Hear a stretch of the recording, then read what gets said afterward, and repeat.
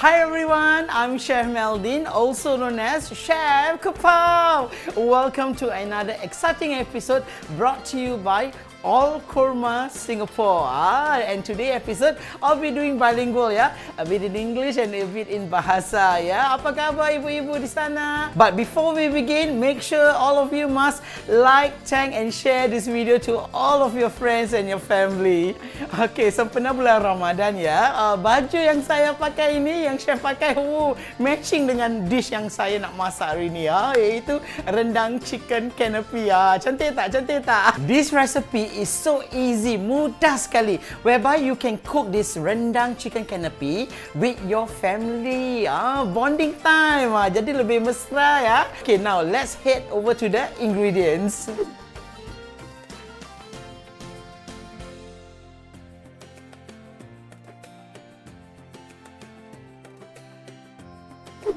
Mudah saja kan dia punya bahan-bahan ya, very easy, the ingredients not much, but if you like it more spicy, you add more chili kering or more dry chili. Okay, now this is the rendang paste, so I'm gonna blend all it together. So I'm gonna put in the dry chili inside and the onion, the garlic, everything goes in except for the lemongrass. Now as for the galangal or the lequas, you just have to cut a bit, just slice it a bit.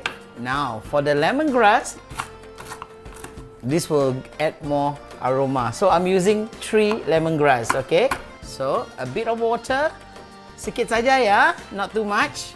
Okay, I'm gonna blend this all in. Now you can even add in the kurma, the dates. Yes, because as for today, I'm using the Khenaizi kurma. This is really wonderful, lots of benefits ya. One of the benefits is good for digestion. Kalau mau dapatkan rendang chicken yang enak banget, the most delicious is the bumbu, is the rempah. Okay, now I'm gonna heat up the pan. We're gonna cook this. Add in the oil, minyak makan. So before we add in the bumbu or the paste, we're gonna just fry this cinnamon stick, star anise, cardamom, cengkeh or clove. And after this, I'm gonna add in the rempah. Okay, tunggu sebentar, let the pan hot. Okay, sudah panas. Now I'm gonna add in all the bumbu. Everything goes in. You got to cook this for about 5 to 10 minutes. Okay, until fragrant. This is packed with a lot of antioxidant because kurma, dates as you can know, it's good for your brain. Jadi makanan ini, wow, ibu-ibu, bapak-bapak kalau boleh bau ya, aduh, macam sauna gitu. Saya mau masukkan all of the chicken. Okay, this chicken nggak ada tulang. There's no bones for this chicken. All go in. Bye-bye. So I'm gonna mix this. Okay, then I'm gonna add in the daun limau. Okay. Oh, everything goes in. And I'm gonna put in turmeric leaf, daun kunyit. Oh, this will add extra flavor.